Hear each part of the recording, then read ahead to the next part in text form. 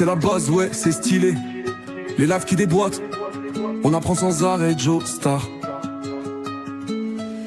Lui c'est le patron qui assure, un flow de ouf, il profile la pure. Il mid curve, jamais c'est le boss du game. Toujours le smile, il te met dans le bain. Hyper chill mais il calcule tout. Un vrai Jojo, il arrête le temps, ça part en live. La commu bouillante, gratos pour tous, pas de vibe décevant. On capte les fondas, c'est pas du vent. White est pur dans le sang à chaque instant. Décrypted, c'est le feu, ça take profit. Life qui tabasse, la commu en folie. Joestar Sensei, écrit trio de balèze. On apprend gratos, ouais, y'a pas de malaise. Sensei, wesh c'est le samouraï du coin. Il découpe les scams, il te met bien. Posé stylé, il te file les codes, il te drop du savoir, pas de place pour les fraudes. Il flex avec ses tips, un ninja crypto de fils stacking. Il gère comme un pro, un peu sérieux mais toujours marrant. Il fait de la quiche, t'as sans flipper tout le temps. Et puis, Egrig, le mec à la tchatch, un peu râleur, pense qu'à faire du cash. Il spot les gemmes, il dodge les plans moisis. Toujours un sarcasme mais il reste précis. Il charrie Joestar, il taquine Sensei, mais dans le fond c'est le trône, on est tous serrés. Décrypted, c'est le feu, ça take profit. Liv qui tabasse, la commu en folie. Joestar Sensei, aigri trio de balèze. On apprend gratos, ouais, y'a pas de malaise. Les trois compères, leur commu les inspire. Joestar qui motive Sensei, prêt pour agir. Aigri qui balance des vannes qui tapent ensemble. Ils te font kiffer la crypto, pas d'arnaque. On mine du savoir, on airdrop, pas du rêve. C'est le bull run dans le cerveau, on se lève. Gratos, ouais, chez nous pas de golem. Avec eux je deviens coach, je vise l'Actus. Les lives c'est de la bombe, Discord plein d'astuces. On dodge les shit, quoi, on ride les narratifs. Joestar Sensei, Igri, c'est le trio gagnant. Décrypted, c'est le futur, c'est brûlant. Décrypted, c'est le futur, c'est brûlant. Décrypted, c'est le feu, ça take profit. Liv qui tabasse, la commu en folie. Joestar Sensei, Igri trio de balais. On apprend gratos, ouais, y'a pas de malaise. Ouais, branche-toi vite, c'est le kiff assuré. Joestar Sensei, écrit trop stylé. Crypto dans le viseur, on va tout péter. Décrypted, c'est le game, on va se lâcher.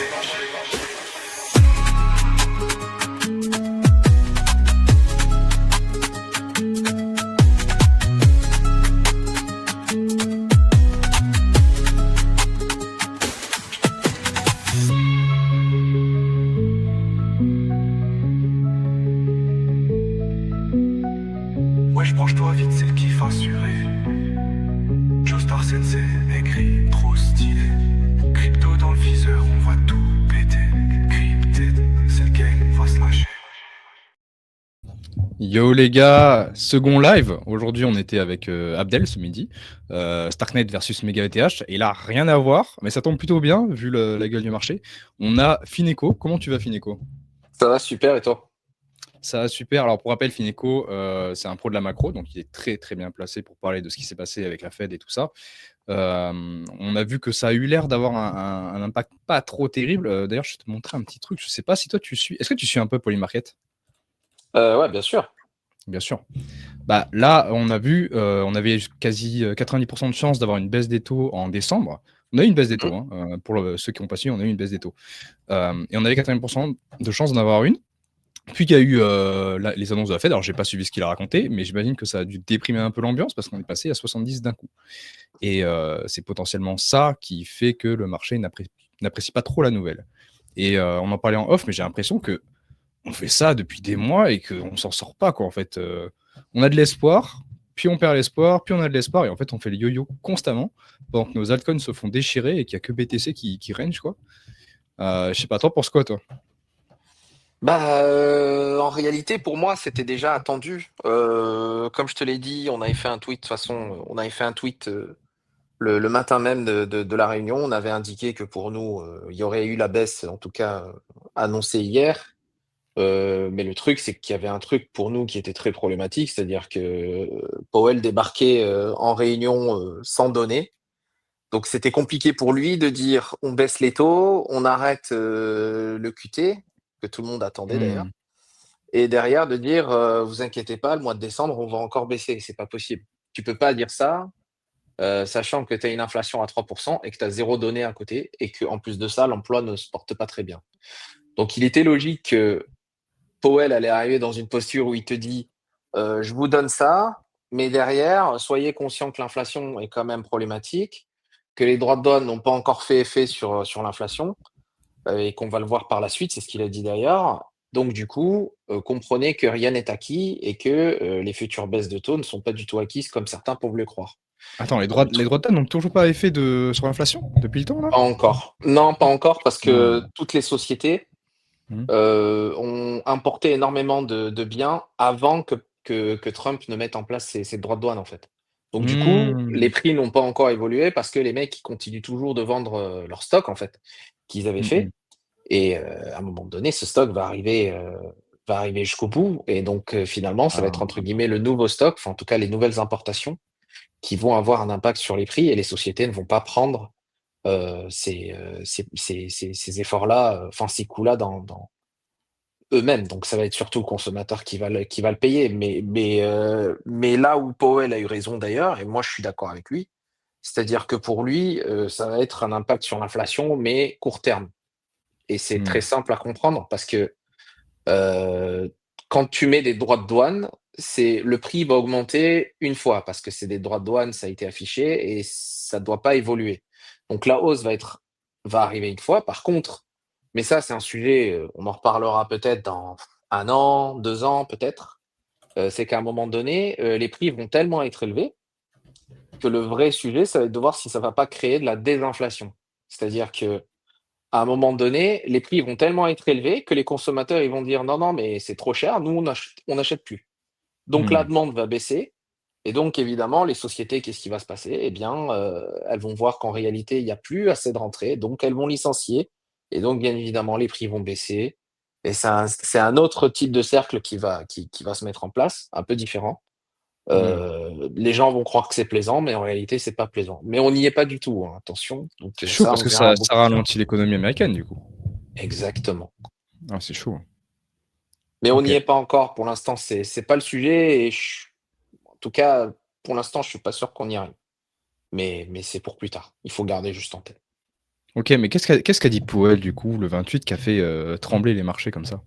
Bah, en clair, tu as des marchés qui planent depuis, le mois d'août, parce que le mois d'août, Powell est arrivé, à la réunion de Jackson Hole, il a dit, que maintenant, on allait commencer entre guillemets «un espèce de cycle de baisse de taux».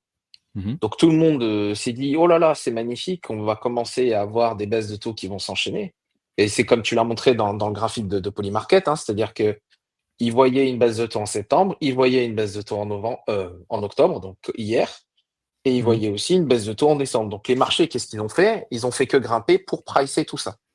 Mmh. Sauf que finalement, Powell a débarqué, il leur a dit, la dernière, elle ne doit pas être pricée en fait.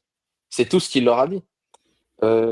Toutes les OK. infos qui sont tombées hier ont toutes été pricées, donc la baisse de taux d'octobre et la fin du QT. Mais le fait que, Powell débarque et dise: «En décembre, c'est pas sûr qu'on baisse, loin de là», c'est sa phrase, hein. Bah, ça, en fait, Loin de c'était là, pas il a du tout dit? pricé. Ah oui, il a dit: «Loin de là». Oh shit.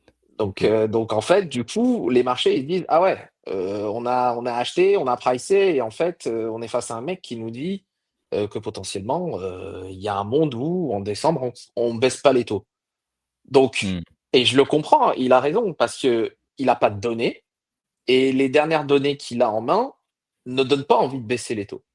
Donc Mmh. il a fait la baisse de taux pour dire: «On reste en avance, on vous montre qu'on est conscient que l'économie, devrait voir des baisses de taux, mais de l'autre côté, on a une inflation à 3 et il ne faut pas la négliger et on ne doit pas baisser très vite. Donc si, il faut qu'on patiente, on patientera et on fera une pause si nécessaire». D'où sa phrase en disant que la baisse de taux de décembre n'est pas acquise, loin de là. D'accord. Mais OK, mais du coup, là, on est en train de tracer un potentiel, no change pour décembre, c'est-à-dire pas de baisse, C'est pas de ça. hausse.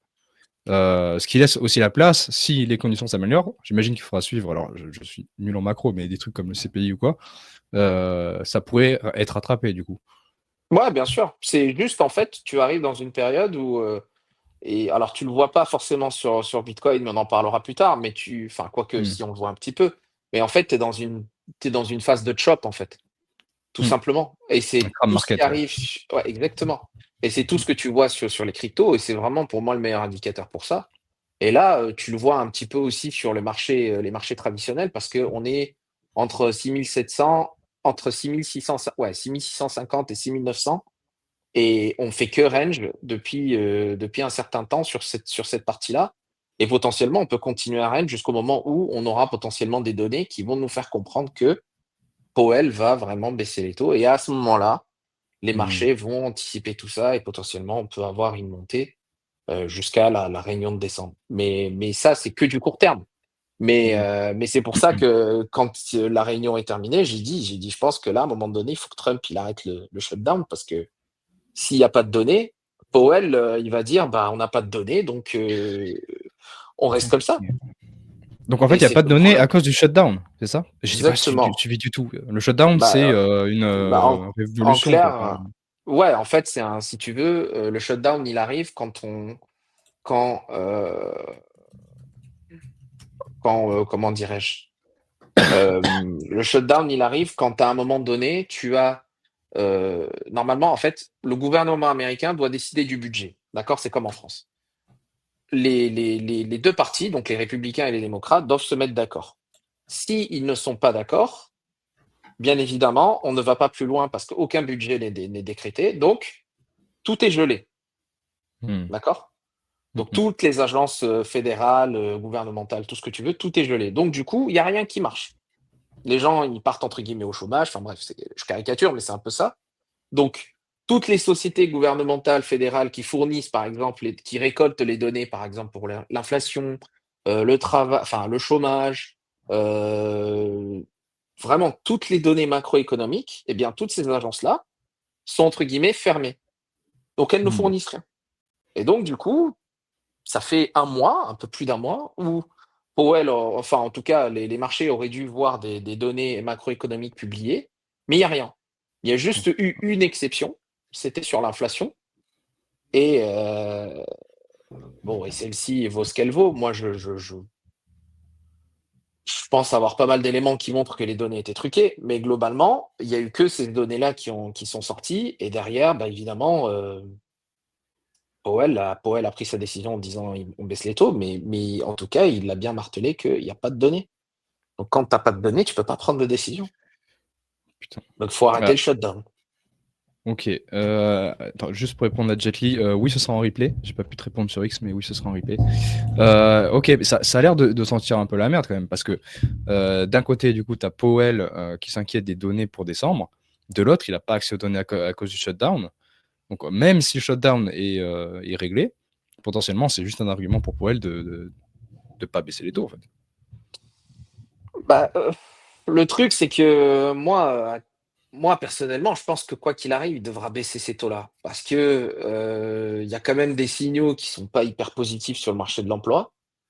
Mmh. Et il y a une autre problématique, mais ça, évidemment, ils n'en parlent pas pour pas inquiéter les gens, mais, il y a des sociétés qui en parlent dans leurs résultats, c'est que le consommateur américain ne consomme plus. Par exemple, tu as une société hier qui s'appelle, Chipotle. Donc c'est une Mmh. société qui fait des burritos. Normalement, tous ceux qui habitent à Paris doivent connaître parce que c'est un concurrent de McDo, mais globalement, c'est vraiment que pour la nourriture mexicaine. Mmh. Hier, ils ont posté leurs résultats, les résultats étaient catastrophiques. La boîte, elle a fait -20 aujourd'hui, je crois de mémoire, -20%. Moins vingt Heu, pour cent. Oh putain. ouais, je crois entre -17 et -20%. Mais vraiment, ça a été une catastrophe. Le Mmh. PDG a débarqué, il a dit, bah, en fait, les Américains ne consomment plus. Mmh. Pourtant, si bon, ils estiment, après ça c'est une discussion, interne, en tout cas par rapport à la boîte, mais ils estiment que leurs produits sont abordables pour les gens. Mais en fait, les consommateurs ne se présentent plus du tout dans ces restaurants-là. Et il y a pas que eux qui connaissent ces problématiques-là. Tu as plein de restaurants aux États-Unis qui connaissent ces problématiques-là. Tu as plein d'activités, aux États-Unis qui connaissent ces problématiques-là. Par exemple, Las Vegas maintenant, enfin l'affluence de Las Vegas, en tout cas par les Américains, est de plus en plus faible. Et ça se voit sur beaucoup de résultats d'entreprises. Donc les Américains ne consomment plus. Donc si, les Américains ne consomment plus, en réalité, tu ne devrais pas avoir de croissance. Sauf que tu as ton taux de croissance américain qui est autour des 4% aujourd'hui. Et en fait, tout le monde te dit que les États-Unis vont bien, d'un point de vue croissance, mais en fait, tout ça, c'est que les investissements dans l'IA. plus il y a Hmm. d'investissement, plus évidemment il y a Ça de, compte dans la il y a de- croissance, bien l'investissement? sûr. Ah ouais? L'investissement, ça compte dans la croissance. Tu as la balance commerciale, donc la différence entre les exportations et les importations.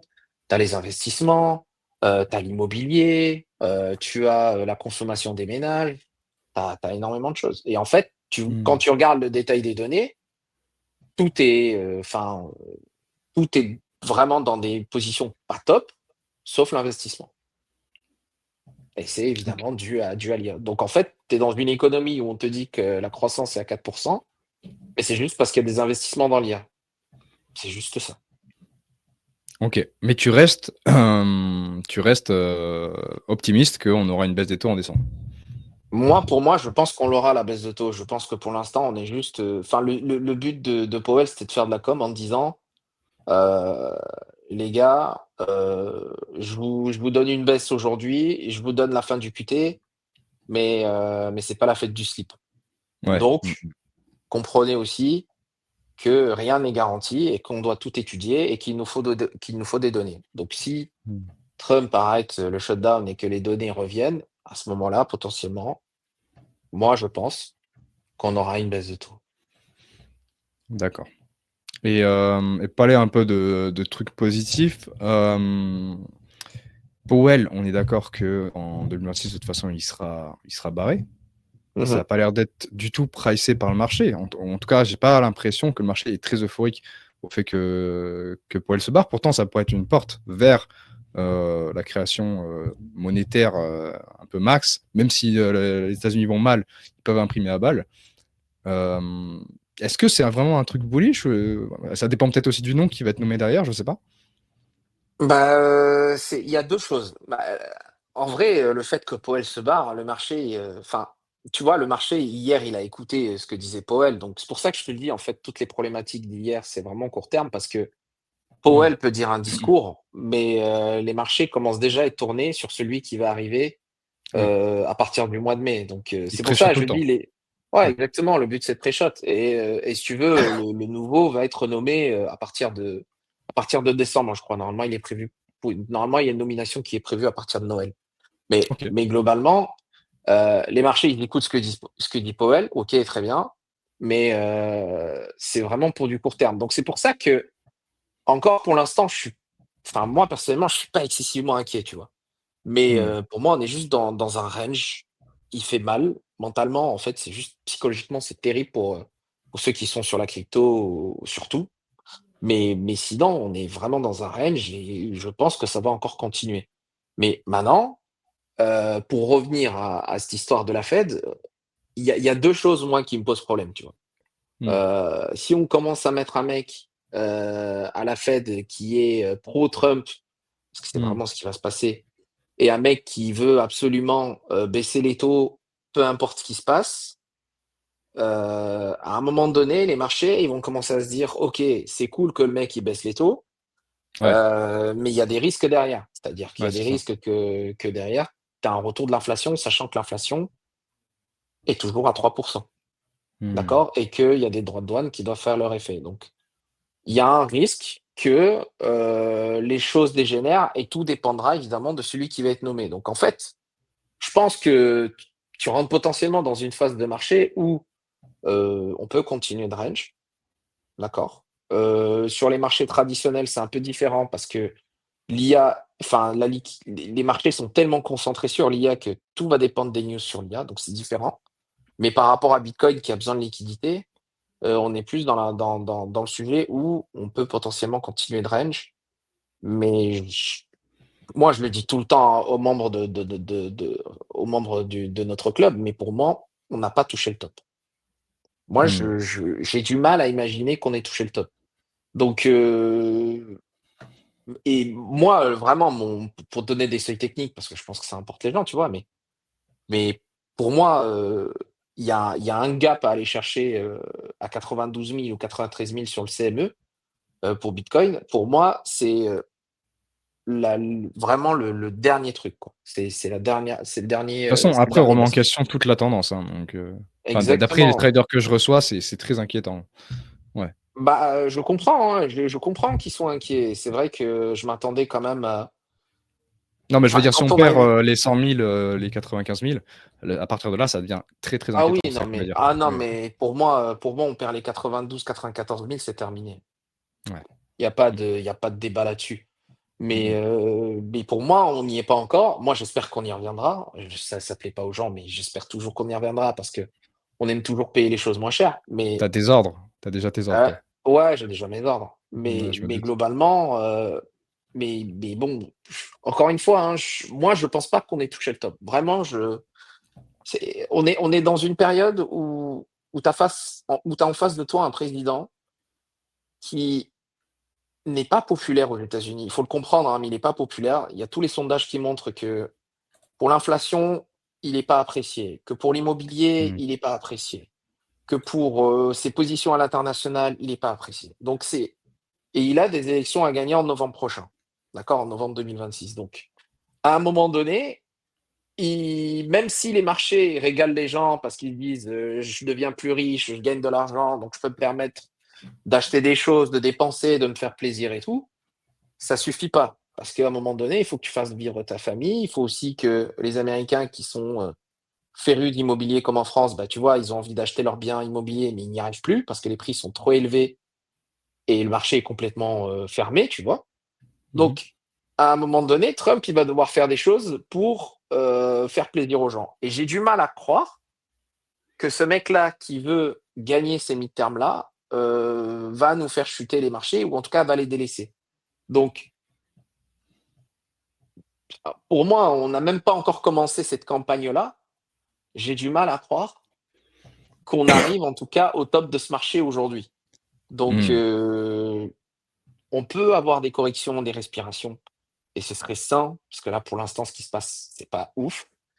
Mais j'espère qu'on aura des corrections. Mais est-ce que c'est le majeur top, le top majeur? Moi, j'ai du mal à croire. Et je pense que les bitcoiners et même les personnes férues d'Ethereum, je pense qu'ils devraient penser aussi un petit peu comme cela. Mais c'est juste que c'est plus lent. Le marché est désormais dépendant des institutionnels. On l'a tous voulu, faut le rappeler, hein, mais Mhm. moi, je voyais des tweets, j'entendais des gens en 2020-2021 dire que vivement les institutionnels qui rentrent. Bah, à un moment donné, tu suis le rythme des institutionnels aujourd'hui. Et les Mhm. institutionnels, c'est pas des dead donc tu ranges. C'est vrai. C'est vrai. Mais comme le dit George Hill, est-ce que Trump peut lever les tarifs? Parce que c'est vrai que en fait, les élections de Trump ont été tous ultra bullish. Et en fait, c'est lui qui a complètement baisé notre bull run avec ses tarifs, qui, comme tu le dis, sont un peu une épée de Damoclès sur l'inflation. Est-ce qu'il y a un monde où il les retire? Et s'il les retire, est-ce que ça fait sombrer les États-Unis? C'est quoi le bail avec ces tarifs qui me cassent les couilles? Bah, moi, je vais vous dire les choses. S'ils suppriment les tarifs aujourd'hui, je shorte le marché. Ah ouais. Pour une raison très simple. Il aura l'air faible? Bah, alors déjà, un, il va avoir l'air faible, donc ça, c'est la Hmm. première chose. Et de deux, c'est pour ça que j'espère qu'il perdra pas son procès. S'il perd son procès, parce que là, je sais pas Quel si vous avez procès? vu, mais bah, en fait, il y a une cour américaine qui a déclaré que les tarifs ne pouvaient pas du tout être appliqués en l'état. Hmm. Là, il y a des appels, etc., et ça va passer à la Cour suprême des États-Unis. Donc, pour l'instant, c'est toujours en cours. Donc ça, c'est sur un côté. Mais moi, à mes yeux, si les tarifs doivent être supprimés, je shorte le marché pour une raison très, très simple. C'est-à-dire que ce mec-là, donc Trump a débarqué en disant: «On va mettre la One Big Beautiful Bill», c'est-à-dire la loi où il dit les impôts, sur les entreprises, on va les baisser de 21 à 15. On va vraiment réduire au maximum toute la pression fiscale pour tout le monde, Mhm. d'accord? Et moi, quand il avait fait cette loi, je me suis dit: «Putain, comment il va financer tout ça?» Donc lui, son Hmm. plan, c'était de dire: «Je mets cette loi et je la finance avec les droits de douane». Hmm. Donc ça, c'est tout le monde a paniqué en février, mars, avril à cause de ça, d'accord? Parce qu'ils se sont dit: «Il va tout financer, on ne sait pas comment», et en fait, quand il a débarqué avec ses droits de douane en disant: «Je mets 40 sur lui, 30 sur lui», ils se sont dit: «En fait, le mec, il veut complètement tout dérégler uniquement pour l'économie du pays». Donc ça se comprend, OK, mais c'est de la folie pure. Hmm. Donc les marchés, ils n'ont pas apprécié ça. Et donc au final, ils ont compris que Et c'est pour ça qu'on a eu tout ce fameux rallye-là, c'est-à-dire qu'ils se disent, en fait, on peut complètement on peut augmenter les tarifs pour tout le monde et potentiellement, ça peut contribuer à financer cette loi. Mais le Mmh. truc, c'est que si tu enlèves cette loi-là, comment tu vas financer? Si tu enlèves les tarifs, comment tu vas financer cette loi? Mmh. Tu peux pas financer. Ouais. Et là, à ce moment-là, ce qui va se passer, c'est-à-dire que tes taux 10 ans, tes taux 20 ans, tes taux 30 ans, ils partent sur la Lune. S'ils partent sur la Lune, là, c'est pas bon. Mmh. Je vois.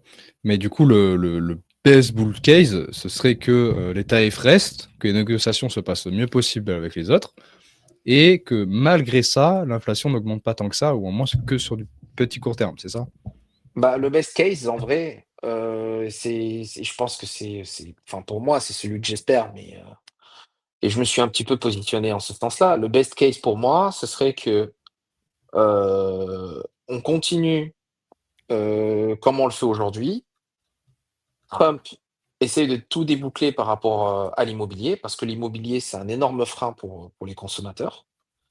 Ils n'ont plus du tout accès, à acheter des biens et c'est de la croissance en moins, d'accord? Mmh. L'autre truc aussi pour moi qui est important, c'est qu'à un moment donné, j'espère qu'il va mettre quelqu'un à la Fed qui est OK, qui est pro-Trump, mais qui est aussi un peu plus enfin qui est capable d'être un minimum, objectif, tu vois? Ouais, pas une Et de marionnette, quoi. mettre en place voilà et de mettre en place une politique monétaire. On sait qu'ils veulent mettre un truc accommodant, je le comprends, mais qui reste quand même dans la logique des choses. Et plus on aura quelqu'un comme ça donc en fait, quelqu'un qui soit un peu moins fermé d'esprit que Powell. Parce que pour moi, Powell est quelqu'un de très fermé d'esprit. Mais donc Mmh. quelqu'un d'un peu plus d'ouvert d'esprit, avec, une certaine intelligence et qui est capable de peser le pour et le contre et de prendre les bonnes décisions, heu, tout en ayant une bonne visibilité de tout ce qui se passe. J'en demande trop, mais, je demande Mmh mh. quelqu'un de meilleur que Powell, en fait. Parce que Powell, pour moi, est quelqu'un de très mauvais. Donc, OK. Mmh. pour moi, c'est le best case. Donc, trouver quelque chose par rapport à l'immobilier, il y a déjà des solutions, mais il faut qu'il les déclare. S'il les déclare pas, on reste fermé. La deuxième chose, c'est un président de la Fed un peu plus conscient de tout ce qui se passe et qui est capable de prendre des décisions claires et Mmh. apporter de la crédibilité à la Fed. Et de l'autre côté, faire en sorte, et ça c'est le truc le plus important, faire en sorte que l'IA n'impacte pas trop, le consommateur américain. Parce que l'IA, le problème, c'est qu'elle supprime des emplois Mmh. et à un moment donné, plus tu vas supprimer d'emplois, moins tu auras de personnes qui vont consommer. Donc, c'est compliqué. Après, elle supprime des emplois, mais aussi elle crée une sorte de richesse des États-Unis comme, 1er sur ce domaine-là, qui va être probablement le plus gros essor, de ces 20 prochaines années. Ça aussi, d'un Ah oui, côté, non? c'est des gains de productivité énormes, ça, il y a aucun sujet là-dessus. Mmh mh. Mais, à un moment donné et comme je te l'ai dit, dans ta grille, de la croissance, Mmh. tu as aussi la consommation des ménages. Si les ménages, ne peuvent plus consommer, ça devient compliqué et tu le vois Mmh. alors attention, je compare pas la France aux États-Unis, mais Mmh. en France, aujourd'hui, tu as pas de croissance parce que les ménages, donc toi, moi, Jean-Michel, Kevin, qui tu veux, Mmh. ne consomment plus comme ils pouvaient consommer il y a 5 ans ou comme il Mmh y a mh. 10 ans. Donc le problème, il est là et c'est très important. Aux Mmh. États-Unis, tu as l'IA, tu as des gains de productivité énormes, tu as des investissements, étrangers, tout ce que tu veux, donc c'est encore différent. Donc tu as de la richesse qui est créée, mais ton peuple contribue aussi au développement de ton pays et à ta croissance.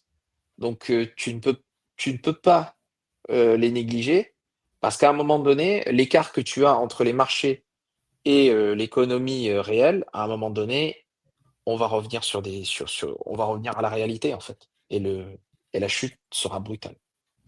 Mmh.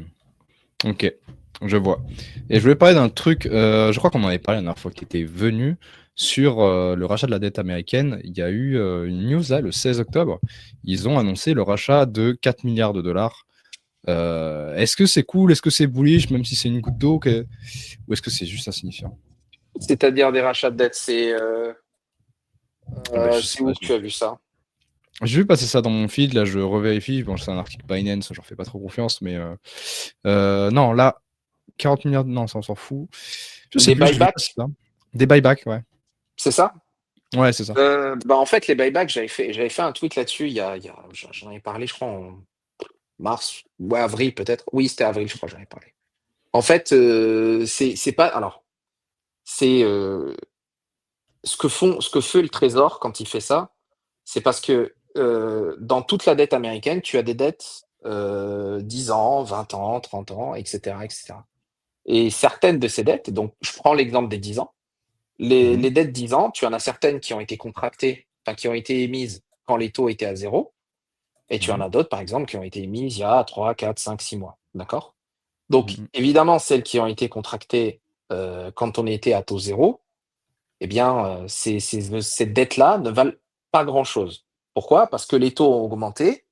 Donc, évidemment, si celles que enfin, le prix de celles qui sont à zéro, aujourd'hui, est beaucoup plus faible parce qu'elles te rapportent 0%, entre guillemets, hein. Mhm. Alors que sur le marché, tu en as d'autres qui te rapportent 3, 4, 5%. Enfin, je caricature encore, mais ça te rapporte beaucoup plus. Donc, évidemment, c'est un peu plus cher. Tu as un rapport, en fait, tu as une relation inverse entre le prix d'une obligation et le taux d'une obligation. Mhm. C'est tout simple. Et donc aujourd'hui, ce qu'a fait Bessent et ce que fait le Trésor américain, c'est-à-dire qu'il voit qu'en fait, le marché de la dette américaine, il n'est pas liquide ou il est moins liquide qu'avant parce qu'il y a trop de dettes à 0%. D'accord? Donc ce Mhm. qu'ils font, c'est qu'ils rachètent ces dettes-là, d'accord? Mhm. Pour les remplacer par des nouvelles dettes avec un taux beaucoup plus avantageux, mais avec la même maturité. C'est-à-dire que, imaginons, celle à zéro, elle a été émise en 2019, d'accord? Mhm. Eh bien, Mhm. ils vont la remplacer par une nouvelle dette à 5%. Ils vont dégager celle-ci et ils vont mettre la nouvelle à 5%, mais comme si elle avait été émise en 2019. D'accord? Et en fait, Mhm. tout ça, c'est juste pour apporter plus de liquidité sur le marché de la dette. Donc, le vrai effet, c'est quoi? C'est-à-dire que tu vas avoir plus d'acheteurs sur le marché de la dette et donc, du coup, mécaniquement, ça doit faire baisser les taux longs américains. Et c'est ce que tu observes en fait sur le graphique. Si tu mets le 10 ans américain, tu le vois, il fait Mhm. que baisser graduellement. Pas énormément, mais il baisse de plus en plus depuis qu'ils ont mis ça.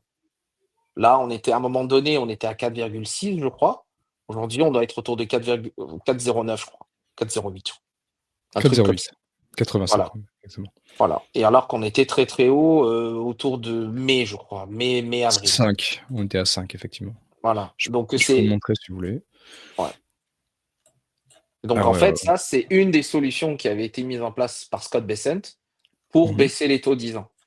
Mais c'est pas suffisant. Enfin, ça joue beaucoup, mais c'est pas Mhm. suffisant encore. Donc Et ouais, ouais. vas-y. Et ça a quel impact du coup de baisser les taux au final? Pour l'immobilier surtout, alors il y a deux choses. Un, c'est l'immobilier parce que comme en France, le taux 10 ans, c'est le taux de référence pour les taux immobiliers, en fait, tout simplement. Mhm. En France, c'est comme ça, hein, c'est le taux 10 ans qui est votre référence pour emprunter sur les marchés. En France, Mhm. si tu veux aller acheter ton bien, le taux 10 ans va être la référence pour la banque et ensuite, évidemment, elle va prendre sa marge, il y a l'assurance, et cetera, et cetera, et cetera. Et donc, du coup, tu trouves ton fameux taux immobilier. Mhm. Après, il y a toujours des négociations, et cetera, mais globalement, c'est vraiment le taux de référence aujourd'hui. Bah, aux États-Unis, c'est pareil. Après, c'est un peu plus compliqué parce que le système est un peu plus sophistiqué et il est «titrisé» entre guillemets. Donc les taux immobiliers sont très élevés par rapport aux taux 10 ans. Mais tu n'auras jamais de taux immobilier sous le 10 ans américain. C'est pas possible. Mhm. Ça, c'est un fait. Donc le premier impact, c'est plus tu baisses le 10 ans, plus entre guillemets, tu vas laisser la possibilité aux Mhm. particuliers comme toi et moi d'acheter des biens, immobiliers. Donc ça, c'est le premier truc et le Mhm. De deuxième la truc, croissance. ouais, donc de la croissance. Ok. Mais, pour l'instant, le marché immobilier, même avec ces taux-là, il est fermé, Mhm. il est bloqué. Ok. L'autre truc, c'est évidemment pour le gouvernement américain, vu qu'il a des factures, il doit investir, il doit subventionner, il a énormément de dépenses, donc du coup, il emprunte sur les marchés financiers. Plus le taux est bas, mieux c'est, parce que tu peux emprunter à des taux faibles et donc payer moins d'intérêts par la suite. Aujourd'hui, du coup, comme tu le vois, ils empruntent au-dessus de 4%, c'est énorme.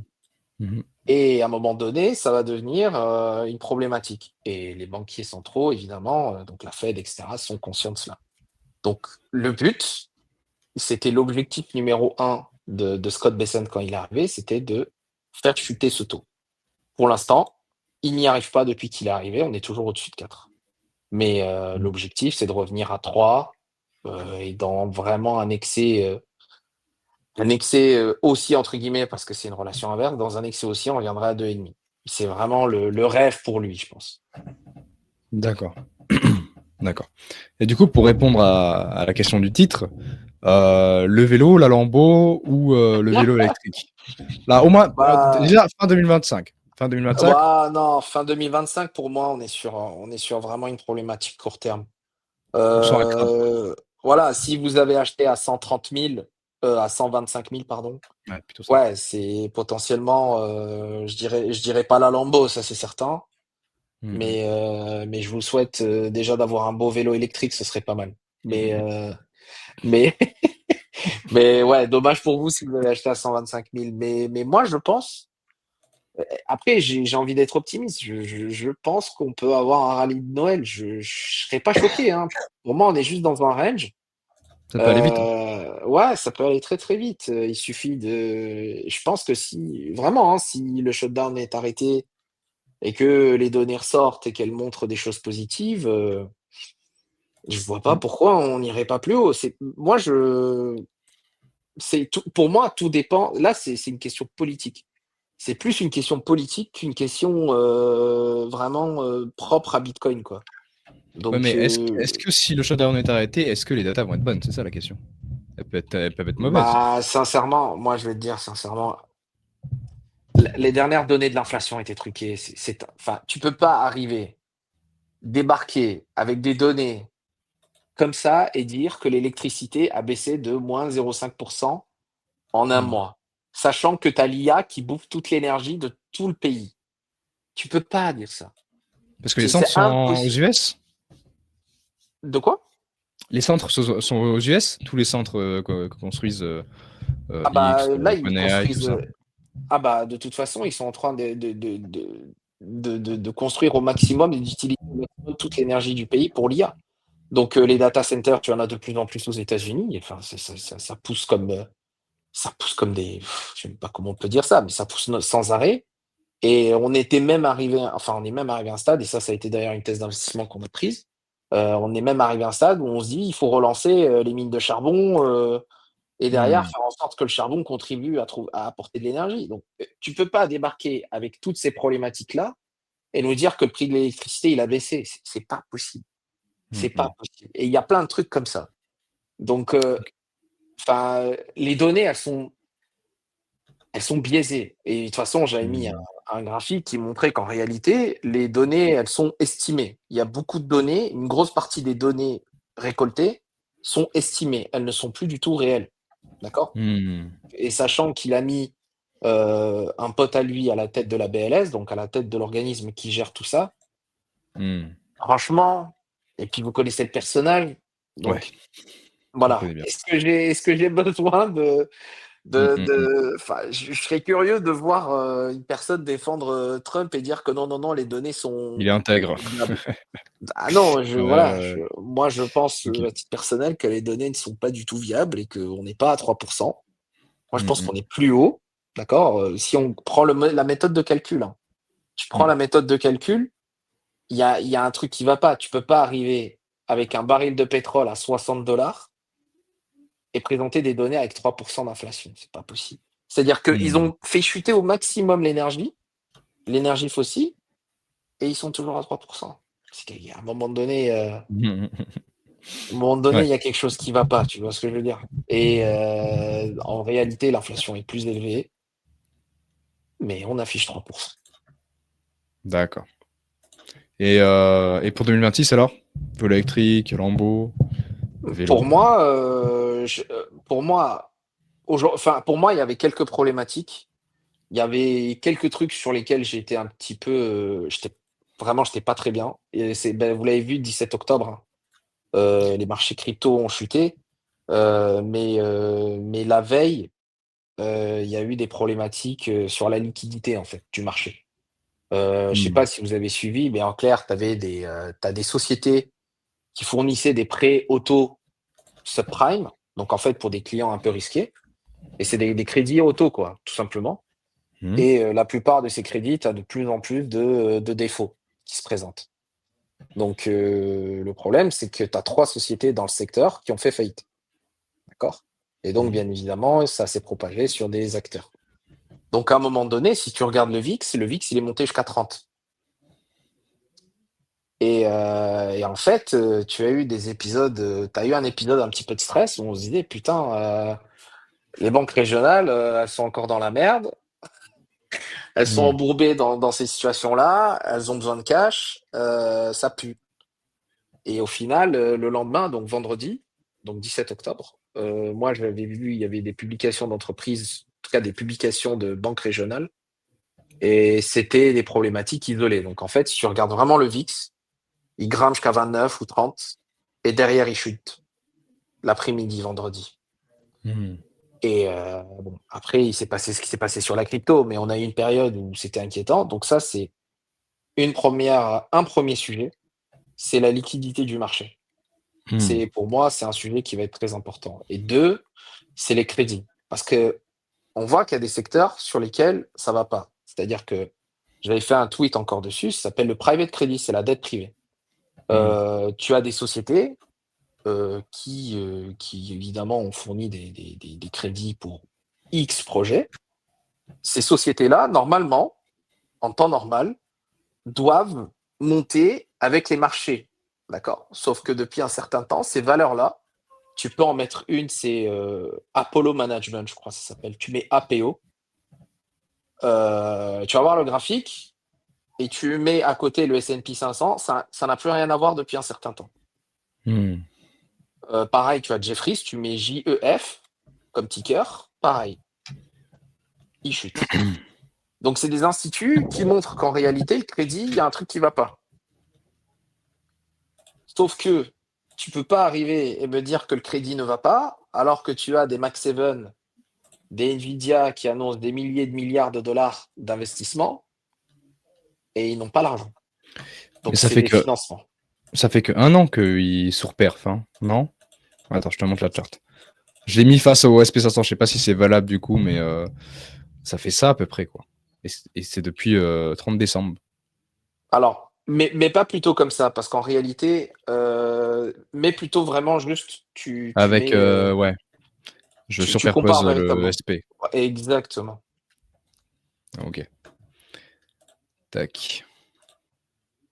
Ah bah, avec l'échelle, on voit pas grand-chose. Mais Non, parce que tu as pas pris la bonne. Tu supprimes, tu enlèves SP500 Vantage.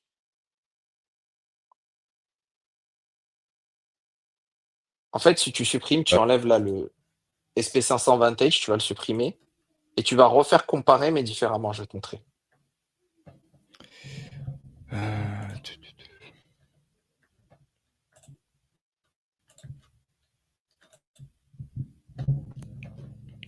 je crois que je t'entends là. Tu m'entends? Ouais, je t'entends, moi. Moi, je t'entends. Ah, ok, c'est bon. Ouais, et à chaque fois, à chaque live, j'ai mon casque qui se déconnecte en plein live. Bon, bref, c'est pas grave. Il faut que je trouve pourquoi. Mais oui, Tu du dois coup, ok. juste enlever la ligne S&P 500 et en fait, tu vas voir, je vais te montrer comment faire. Ok. Tu supprimes, tu fais comparer, Il est où le comparé?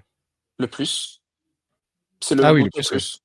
Voilà, tu mets et au lieu de mettre, voilà, tu mets nouvelle échelle de prix. Ok. Voilà, et là, ça va être mieux. Ah ouais, Donc là, ok. tu vois, le S&P 500, il fait que grimper Mm, mm. depuis un certain temps, mais derrière, tu as Jeffries qui fait que chuter et c'est depuis quelques semaines en fait, Depuis les et tarifs, même en fait. quelques Ah oui. mois. Et en fait, ils sont montés et depuis. Ok. Ah oui, Depuis depuis le le 15. septembre, tu vois, ça fait que chuter. Est-ce Et que tu c'est as pas plein de lié soci au BTC aussi? C'est pas ce qu'il fait le BTC depuis. Non, non, C'est ça ça, n'a hein? rien à voir. Non, Non, ça ça n'a n'a rien rien à à voir? voir encore. Ok, ok. Non, non. Ok, Mais ok. pour le coup, ici, toutes les sociétés qui sont liées au crédit, Mhm. au crédit privé, bah, en réalité, elles ne font que baisser parce que il y a des problématiques de liquidité et un petit peu sur le crédit globalement. Donc, toutes ces problématiques-là, c'est pas forcément le moment de les voir, sachant que tu as l'IA, qui réclame, des centaines de milliards de dollars de financement pour arriver au Hmm. bout de leur projet.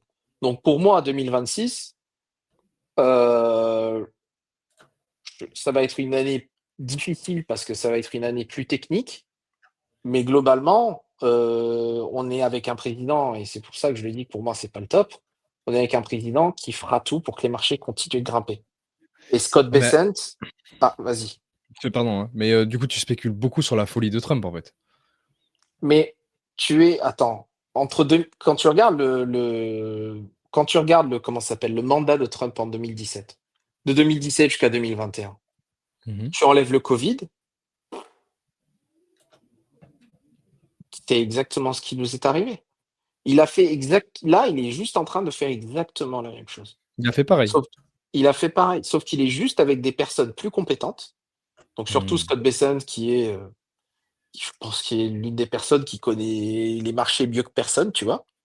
Mhm. Et ils savent communiquer, ils savent agir comme il faut et ils connaissent, la mécanique, la plomberie financière mieux que personne.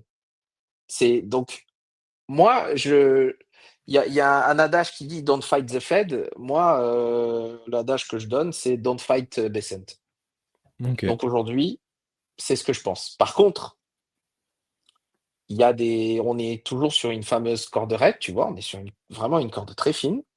Mhm. Et il y a des choses, si le crédit ça va pas, si l'inflation explose à la hausse, mais j'y crois pas trop, mais si ça arrive, s'il y a des problématiques, géopolitiques et à mon avis avec la Chine, on n'a pas encore fini d'en parler, heu, tu peux avoir des choses qui sont très proches de nous et qui peuvent faire très, très mal Hmm. à ce marché.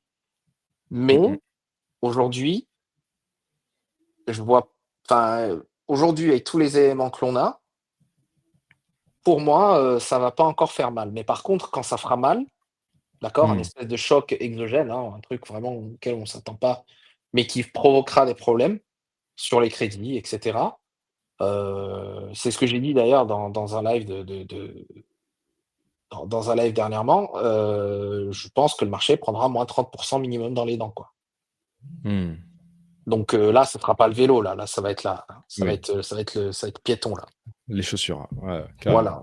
Donc Euh, mais on n'y est pas encore. ok. On est tranquillement. Il y a encore des catalyseurs qui doivent arriver pour moi.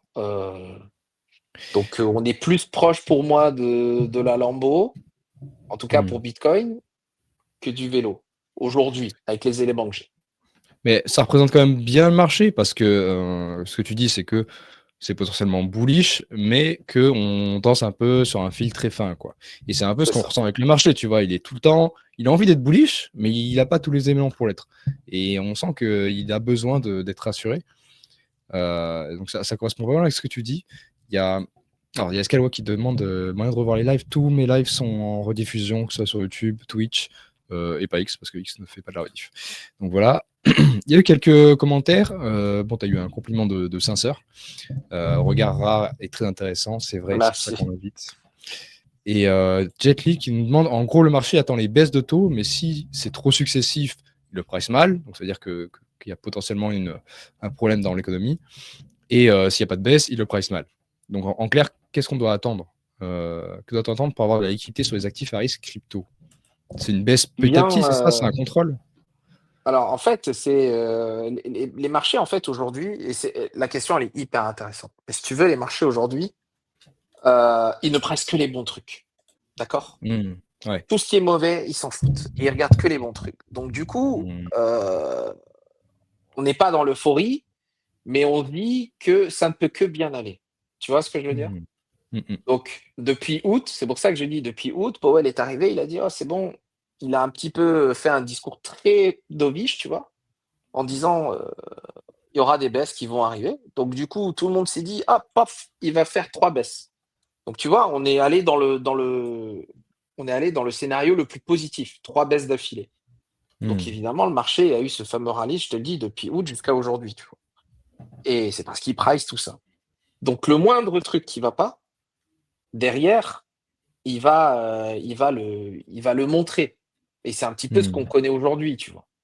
La seule chose qui fait que les marchés n'ont pas pris -3, -4, c'est que l'IA, on a eu des news flow de malade mental, d'ailleurs avec la réunion d'ailleurs avec la conférence de Nvidia, il y a 2 jours ou hier. Donc voilà, c'est ce qui fait que, le marché ne dévisse pas encore plus, tu vois? Mais par contre, par rapport à la liquidité, il y a un truc intéressant qui a été dit hier, j'ai fait tweet ce matin et je pense vraiment que c'est le tweet le plus important d'ailleurs de la semaine, mais globalement, heu, Powell est arrivé, il a dit: «On arrête le QT». Et en fait, je sais pas si vous savez comment fonctionne le QT, hein, mais globalement, c'est de la planche à billets. Donc on va acheter de la dette, on va acheter des actifs, liés surtout à l'immobilier, donc les MBS, c'est des titres, hypothécaires et quand on les rachète, quand ils arrivent, à maturité, eh bien on rachète encore, d'accord? C'est comme ça que ça fonctionne. On rachète massivement et quand ça arrive à maturité, donc quand ces produits arrivent à expiration, on les rachète à nouveau, on rachète des nouvelles. Donc aujourd'hui, quand il y a eu le QT c'est quoi? C'est-à-dire qu'on n'achète plus et tous les produits qui arrivent à expiration, on ne rachète pas. On les renouvelle pas, d'accord? Donc tu détruis de la monnaie. Donc aujourd'hui, Powell, il est arrivé, il t'a dit: «Le QT, c'est fini, donc il y a plus de destruction». Mais il te dit que les produits qu'on rachetait, donc c'était des MBS, donc les titres hypothécaires. Il te disait que ces produits-là, on ne va pas les renouveler. Il te dit: «Non, on les renouvelle pas. Au lieu de renouveler des MBS, on va racheter de la dette américaine à court terme». Donc le cash là va servir à acheter de la dette court terme américaine. Donc en fait, on est en train de financer doucement le déficit américain. Alors les mecs, alors beaucoup, alors ceux qui sont économistes et cetera vont détester ce que je vais dire, mais c'est un QE déguisé, d'accord? C'est un QE déguisé, faut le dire très franchement. En clair, Powell, juste en train de dire: «Trump peut, émettre autant de dettes qu'il veut, la Fed va discrètement racheter cette dette-là et contribuer à financer le déficit et les dépenses de l'État américain». Donc en fait, et je sais pas pour que vous compreniez comment ça se passe, évidemment, les États-Unis vont émettre de la dette et c'est ce que je t'expliquais, ils ont des factures à payer, des investissements dans les infrastructures et cetera et donc ces fonds-là, ils vont pas rester enfermés dans le système bancaire. Ils vont aller dans l'économie réelle. Donc c'est de la création monétaire déguisée. Donc c'est de la planche à billets déguisée. Donc D'accord. c'est là où tu peux retrouver de la liquidité, Ouais. mais alors ça va pas être des montants exorbitants, mais ça reste des montants non négligeables et évidemment, c'est vraiment le tweet que j'ai fait ce matin. Encore une fois, il faut vraiment le relire, j'ai expliqué plus simplement, mais c'est ce qui se passe, c'est qu'on est en train de dériver tout doucement vers un système où, on nous prépare gentiment vers un retour de la liquidité et donc c'est pour ça aussi que j'ai du mal à croire qu'on arrive sur la fin du cycle. On peut avoir une correction sur les cryptos, mais encore une fois, hein, pour moi, le seuil à ne pas péter, c'est 94 000, 92 000. Allez, 95 000 si vous voulez. Tant qu'on passe pas en dessous, vous êtes juste dans la lessiveuse et vous allez souffrir mentalement, en fait. C'est psychologiquement que vous allez souffrir. Mais techniquement, sur les 95 000, Ok. c'est un autre Ok. sujet. Ouais, j'ai vu passer, c'est encore un truc, j'ai plus beaucoup de mémoire là-dessus, mais une annonce comme quoi il se rapprochait d'un système, mais on en avait parlé la dernière fois aussi, comme le Japon. Ouais. C'est vrai ça ou c'est toujours vrai? Ah ben, tout va dépendre de la personne qui va être nommée. Si, Ok. alors il y a Attends, je peux te montrer, 4, j'ai le truc 5. Polymarket. Ouais. Je t'ai trouvé le Polymarket. Tac. On a Kevin Hassett qui est pour le moment qui a plus de chance. Ouais. Bah, celui qui veut mettre le système à la japonaise, c'est Kevin Warsh. Ah, ok.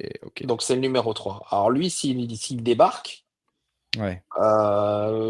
faut mieux avoir du Bitcoin. Ouais, ouais là, c'est clair, faut pas se mentir. Mais Vaut mieux parce avoir du que Bitcoin, mais lui, pas des alt alors. non, bah, vaut mieux avoir des. Bah, moi, tu connais mon avis sur les alts, hein. Ouais. Moi, mon avis, il a pas changé. J'ai fait un tweet où j'ai dit Trump, à un moment donné, veut donner, en clair, veut rendre les revenus comment dire? Veut rendre les revenus des droits de douane aux Américains, donc faire des Hmm. chèques, comme a fait Biden. Donc c'est Hmm. sûr que si, Trump le met en place et on parle d'un chèque de 2 000 balles, hein, quand même, hein, 2 000 balles, c'est pas Hmm. rien. Donc la question, ça va être de savoir, ce que vont en faire les 2 000 balles, chaque Américain. Est-ce qu'il va le mettre sur les altcoins ou est-ce qu'il va les mettre sur les valeurs de l'IA? Tu vois ce que je veux dire? Donc Hmm. en fait, on en Ouais. revient un petit peu à cette question-là. Donc Oui, soit mais l'Amérique. après, il peut y avoir aussi un effet de pré-shot, encore une fois, où tu as les gens qui vont acheter en pensant que les Américains vont acheter, tu vois. Ou pas du tout. Bah, écoute, c'est un truc qui tourne depuis 4 mois, j'ai pas l'impression que les gens ont pré-shot. Non, c'est vrai. Donc Ça, c'est sûr.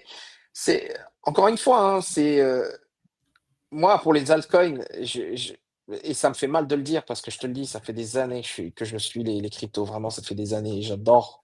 À la base, j'adore cet écosystème, j'ai rien contre cet écosystème, bien au contraire.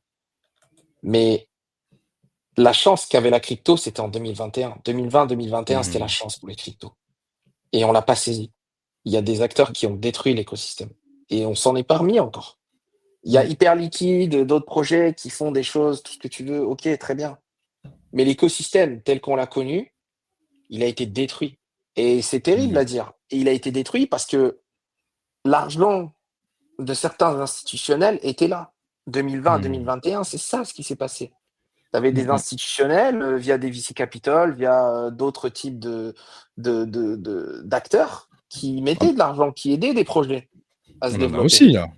Mais on en On a a pas mal. aussi, mais tu en as beaucoup moins. Tu en as Hmm. beaucoup moins et c'est vraiment limite, un cercle fermé. Mais Hmm. aujourd'hui, ces venture capital ou ces acteurs institutionnels mettent du blé dans les projets IA. Ils ne mettent pas du blé dans les projets crypto. Et c'est ce que je dis à nos membres depuis que Fineco existe. Et ça me fait mal de le dire, mais jusqu'à aujourd'hui, j'ai pas eu tort. Moi, j'aimerais avoir tort. Je serais très heureux d'avoir tort. Je serais très heureux que toute ta communauté, Joe, elle explose et qu'elle fasse Hmm. des multiples de 4, 5, 6, 10. Je serais très heureux. Vraiment. Mais aujourd'hui, l'argent, il n'est pas là. Pour 2 raisons. Parce que les institutionnels mettent l'argent dans les projets IA et les ménages comme toi et moi, ils n'ont plus d'argent pour dépenser dans de la crypto. L'argent, ils le mettent sur le marché traditionnel parce que c'est là où la perf se fait. Hmm. Bah alors, je te challenge un petit peu là-dessus parce que il me semble quand même, j'ai un peu des datas dans la tête de trucs que j'ai vus, qu'en vrai, alors là, j'ai trouvé un truc sur 3 ans, j'aurais aimé trouver sur 5-6 pour comparer par rapport à 2021, mais il me Mmh. semble qu'on n'est pas si loin des montants levés en 2020-2021. On est aujourd'hui à, c'est quoi, c'est par mois, 5 milliards par mois, et je crois que 2021, c'était pas énormément plus. En vrai, il y a quand même beaucoup d'argent qui est injecté dans des cryptos, hein, dans des projets Il y crypto. a mais bien sûr, mais ça, Ah, je ne le nie pas. Mais ah. compare à l'IA. Ah bah l'IA, non, mais l'IA, on n'est pas le même Voilà, degré déjà de. Bien sûr. c'est pour ça. Mais c'est ce Non, que mais je c'est sûr. t'explique. Les montants, j'aurais bien aimé qu'on ait les montants, en 2020-2021, mais je pense qu'on était au-dessus des montants que tu m'affiches. Je pense. Ouais. Faudrait vérifier, mais Il faudrait ok. vérifier, j'ai pas les données, mais je pense, vu la folie qu'il y a eu, sur le private equity, sur, la dette, enfin sur tellement de sujets d'ailleurs liés à la dette, Hmm. que je pense que je peux m'avancer et dire que les montants étaient beaucoup plus importants en 2020-2021 que, aujourd'hui. Donc, Hmm. moi personnellement 5 milliards, je trouve pas ça énorme sur des projets crypto. Après c'est à titre personnel. Mais, Hmm. mais encore une fois, c'est juste où vont les flux. Et les flux Ouais. aujourd'hui, et enfin, tu as vu les annonces de Nvidia hier? C'était hier ou avant-hier. Enfin, quand tu vois les annonces, qu'elles soient vraies ou pas, ça c'est un autre sujet. Est-ce que les montants sont vrais? C'est un autre sujet encore. Mais ce sont des annonces que les investisseurs institutionnels et ceux qui ont du cash à investir dans des startups, et cetera, ne vont pas négliger. Hmm. Ils vont pas négliger. Donc ils vont pas aller vers la crypto. Ils vont aller vers ces projets-là, ils vont mettre leur blé là-dedans. C'est terrible à dire, mais c'est comme ça. Et comme je te l'ai dit, le consommateur, il n'investit plus. Il va Hmm. sur les marchés américains parce que il se dit: «Il y a une folie telle que c'est mieux de mettre son argent là-dedans et c'est moins volatile». Voilà, après c'est d'autres sujets encore, attention, hein, je dis juste Hmm. comment le Jean Kevin fonctionne. Le Jean Hmm. Kevin, il va te dire, voilà, c'est moins volatile, il y a une hype sur l'IA, il y a toutes les valeurs qui font que grimper. Je ne prends pas un moins 40% dans les dents out of nowhere. Il n'y a pas de market maker qui me donne sur la tête. Donc, tu Hmm. vois, c'est des choses que l'investisseur lambda, tu vois, il va peser dans son choix. Et c'est pour ça que des boîtes comme Robinhood explosent à la hausse. Et tu regardes, enfin, tu regardes juste les graphiques de ces boîtes. Tu regardes le graphique de Hmm. Robinhood, c'est un truc de fou. Tu regardes le graphique de Interactive Broker, d'accord? Hmm. Tu regardes le graphique, tu te dis putain, mais c'est un truc de fou. Et tape IBKR. Tu tapes Ah, IBKR sur ok. TradingView, tu mets le graphique en mensuel et tu vas comprendre. IBKR ne font pas de crypto, hein, attention, hein, donc tu vois, Après, même Robin d'un. Hood en fait. Et c'est pour ça que je te dis, je te prends IBKR à la place si tu veux, il n'y a pas de problème. Ah, ok, ok. Becker à la place de. Ok, ok. Voilà, Tac. Ouais, ouais, c'est du up only. voilà. Donc, Après, tu regardes Circle, j'imagine qu'ils se portent bien, les cochons. Pas du alors, tout, pas je sais pas, hein. forcément. Même Alors, pas? mais c'est différent encore Mmh. parce que Circle, en fait, le vrai sujet de Circle, moi, d'ailleurs, hein, si ça, enfin, moi, personnellement, c'est une boîte que je vais acheter en bear market, hein, je te le dis très sincèrement. Mmh mh. Mais en fait, là, pour l'instant, ça se porte pas très, enfin, ça s'est Ouais, très bien j'avoue. porté au début parce que tu as eu une hype de fou. Mais Ouais. là, aujourd'hui, ça stagne, et cetera parce que tu sais comment marchent les stablecoins. Mmh. Ils vont acheter de la dette américaine pour émettre des stablecoins en face, d'accord? Ouais. Pour garder évidemment cette fameuse parité. Donc, ces boîtes-là, leur revenu principal, c'est les intérêts de la dette américaine. Donc, si Mmh. les taux continuent de baisser, Mmh. ils auront moins de revenus. Donc, Moindre elles revenu. font moins d'argent. Et donc, le marché est déjà focalisé dans sa tête en se disant: «Ah, les taux vont baisser. Ils vont continuer de Mmh. baisser. Ouais. Donc, c'est une boîte que je dois éviter». Mmh mh. En tout cas, c'est comme ça l'investisseur de base fonctionne. Donc, c'est pour Mmh. ça que pour l'instant, moi, je ne la regarde pas. Même si j'adore, enfin, j'adore. Même si c'est une boîte, je te garantis, et elle a sa place dans mon portefeuille 100%. C'est vraiment Mmh. une boîte que je vais acheter, je vous le garantis. Mais bear market. Et Coinbase? Coinbase, en fait, c'est le parfait représentant de la santé des ETF. Donc en fait, tu as ce Mmh. graphique-là qui fait que grimper, c'est uniquement parce que les ETF sont là. Vous le savez mieux que moi. Je pense que peu de gens sont sur Coinbase, ou en tout cas, vous faites pas beaucoup de transactions sur Coinbase. Vous les Oui, faites c'est très ailleurs. américain. Mmh. Voilà, c'est très américain et en réalité, même les Américains, ils font même ailleurs, tu vois? Donc, Mmh. aujourd'hui, le seul truc qui fait du bien à Coinbase et qui rapporte des revenus, c'est, les revenus sur les ETF, tout simplement. Mmh mh. Donc, tant qu'il y a de la demande sur les ETF, Coinbase va bien se porter. Par contre, en bear market, c'est une valeur qui va faire, ouais, je dirais -70, -75%. Je pense qu'elle peut plus se gameler que Bitcoin parce que Mmh. sa vie, c'est ça. C'est les revenus enfin, en tout cas, c'est, le fait Oui, qu'elle soit les garants, en fait, des actifs dans les ETF, tout simplement. c'est pas antifragile, bien sûr. Eh beh, Voilà. Bitcoin, il est quand même spécial, il est quand même très particulier. Ouais, ouais, Heu, clairement. OK. Du coup, morale, parce qu'on est évidemment dans ce chat, j'imagine qu'il y a beaucoup de altcoin holders. Des gens qui ne passeront pas BTC. T'auras beau dire acheter du BTC, ils vont pas passer BTC. On aime Ouais, la, je la comprends. volatilité, tu vois. Est-ce qu'on est dans un scénario alt picking en mode comme le marché il est des fois positif, des fois non, c'est un marché, tu vois. Moi, c'est un peu ma vision, mais tu me diras si tu confirmes. C'est un marché qui offre ses opportunités et qui les rattrape très rapidement. Donc, faut les capturer, faut être rapide, faut être malin. Ou est-ce que on est en mode pas d'altcoin que BTC? C'est quoi ta vision actuellement Non, ma vision, c'est BTC, Ethereum, d'accord, mais je pense que dire pas d'altcoin, pour moi, c'est pas une bonne chose. Tu vois, Hmm. moi, encore une fois, il y a des projets altcoin que j'adore. Mhm. AAVE, moi, j'adore. Mhm. Bon, hyper liquide, j'ai Hyperliquid. mon avis. Je vais pas le donner, mais j'ai mon avis Oh là, là-dessus. oh là, t'as un Voilà, hot on verra take. bien. Non, non, Voilà, t'as un hot on take, t'as un hot verra take. bien. On verra bien. Ok, ok, ok. On verra bien. Je dis rien. Pour l'instant, je dis rien. Hmm. Tu veux pas te faire des Mais amis, quoi. non, non, je dis rien. Mais Ok, ok. on verra bien. Je dis bien, on verra bien. J'en sais rien. On Ok. verra bien. Mais Hmm. globalement, il y a des très beaux projets altcoin. Donc, les gens qui achètent AAVE, j'aime bien. Moi, je te le dis personnellement, ça va te faire rire, mais moi, j'aime beaucoup Monero, tu vois. Voilà. Non, ça ne fait pas Moi, rire. j'aime bien. Monero, c'est un Voilà. très bon projet, bien sûr. Voilà. Il y a des gens Ça qui. Ouais, mais ça aurait il y a été mieux des que gens tu qui. préfères Zcash, mais c'est pas grave.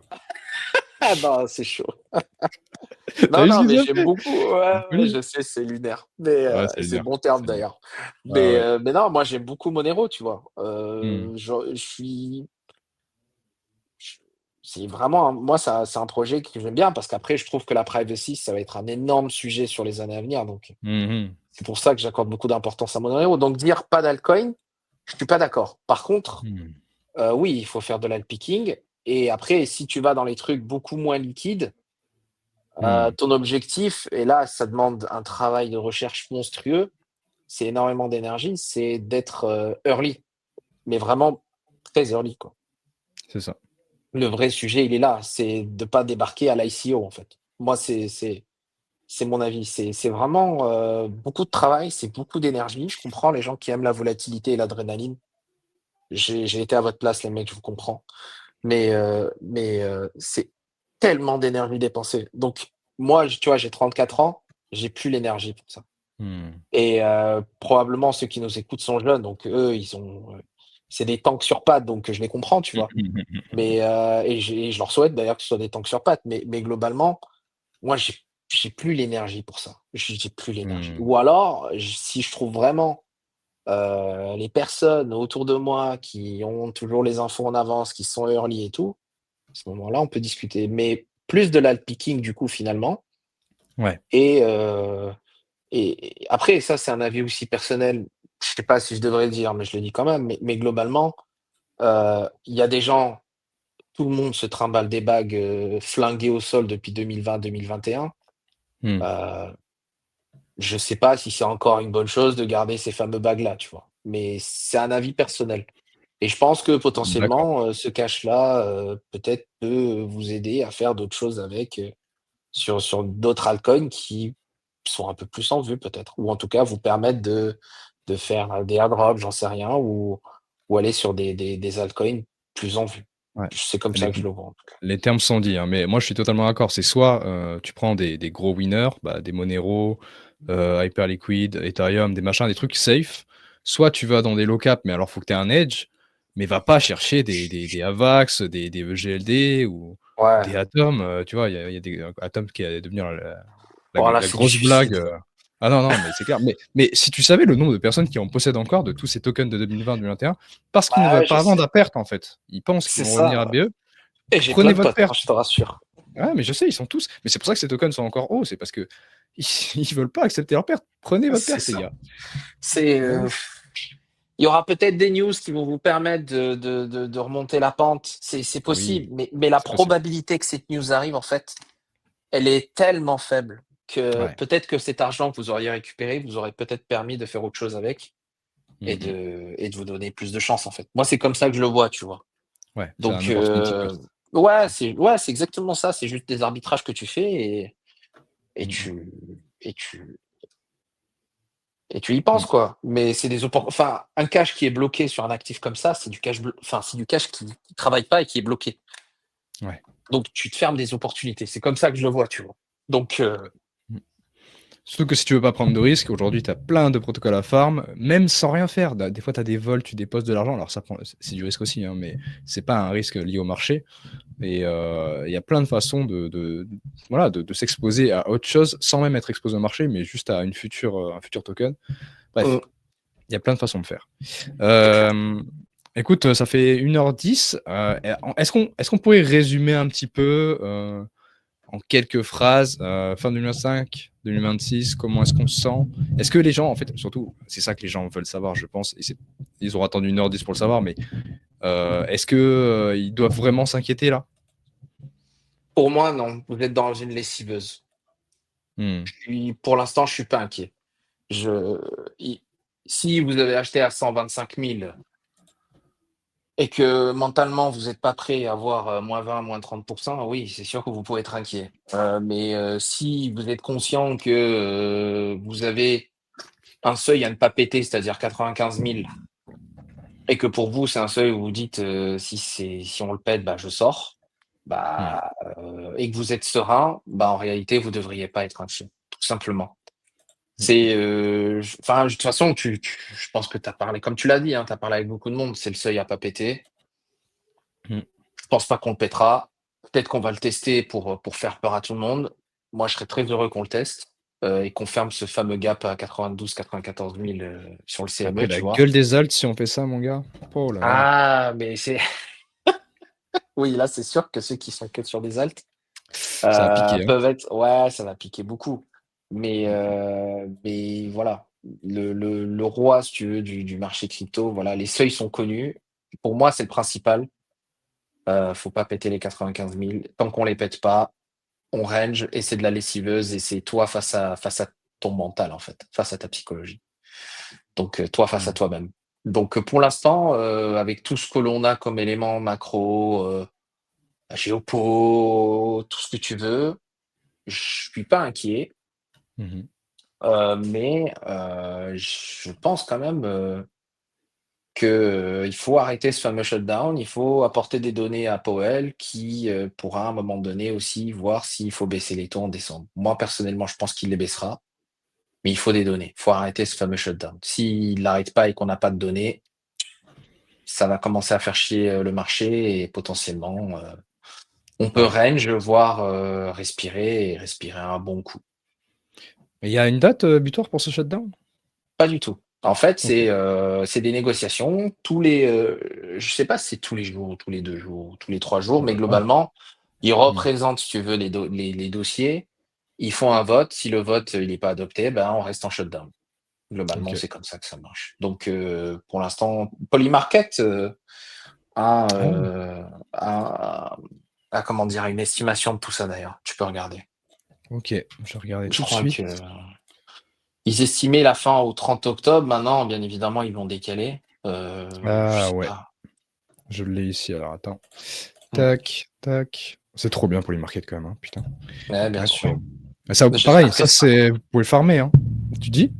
j'espère qu'elle sera cotée en bourse. Normalement, elle Non, va le ils vont faire. avoir un token. Non, non, non, mais ils veulent faire une cotation en bourse aussi, hein. Ils ont fait Ah, une les levée deux? Ah donc non, mais c'est chiant. Non, c'est chiant. Ça va nous diluer, ah c'est bah, chiant. écoute. Non. Non, j'aime pas cette idée, moi. Mais moi, j'aimerais qu'on arrive dans un monde où on migre les deux. Ça me casse les couilles qu'ils doivent choisir. C'est la même chose, les gars. Ça représente votre entreprise. Juste, maintenant, on a la législation, c'est bon, quoi. Sinon, on se fout de notre gueule, tu vois. Sinon, nos tokens, ils n'ont aucune valeur, finalement. C'est terrible. C'est Bah, terrible. ça, c'est clair. Et ouais. Du coup, oui, c'est vrai que ça. Actuellement, c'est le 16 novembre et ça baisse. Ah, c'est-à-dire qu'ils sont quand même assez optimistes que ça soit un peu plus proche que prévu. Bah, c'est ce que j'espère. Depuis 2-3 jours. Ouais, bon. Bon, après, à quel point c'est fiable, je sais pas, mais 4 millions de On volume. verra. Ok. Ok, ok. Bah écoute, merci beaucoup pour ton temps. C'était super sympa, d'ailleurs. Les gens le disent. Merci à tous d'être venus, d'ailleurs. Et puis voilà, on espère que ça se passera bien. De toute façon, vous pouvez suivre Fineco sur son compte X. Tac, je vous mets son compte X de toute façon en commentaire. Et voilà, il poste souvent sur la macro en général et c'est très cool à suivre. Et puis voilà, je te souhaite le meilleur. J'espère qu'on aura la Lambo tous les deux. Hein. Inch'Allah, comme on dit chez moi. Ouais, c'est ça, Inch'Allah. Et puis voilà. Mais c'est bien, tu as apporté un peu d'optimisme quand même, avec un degré de. On ne sait pas quand même, parce qu'on ne sait jamais au final, c'est sûr. Mais c'est très cool. Merci Bah, beaucoup, Nico, d'être venu. avec plaisir. Et puis vraiment, il faut juste que vous preniez conscience qu'on n'est pas au début du bull market, on est sur une Oui, phase. Là, pour le coup, je vais juste faire un petit point psychologie et j'arrête. C'est oui, juste qu'en vas-y. fait, psychologiquement, vous êtes face à des gens, les hedge funds, etc., qui ne savent pas où le marché doit aller. Mhm. Donc, c'est aussi un tweet que j'ai fait, hein, c'est-à-dire que vous avez des personnes qui prennent des positions dans tous les sens, et donc à la moindre news, ça va dans tous les sens. Donc, et on est tous dans la même position, que ce soit les particuliers ou les institutionnels. On est dans un marché où tout le monde doute. Donc, encore une fois, les doutes, vous les dissipez en ayant un plan.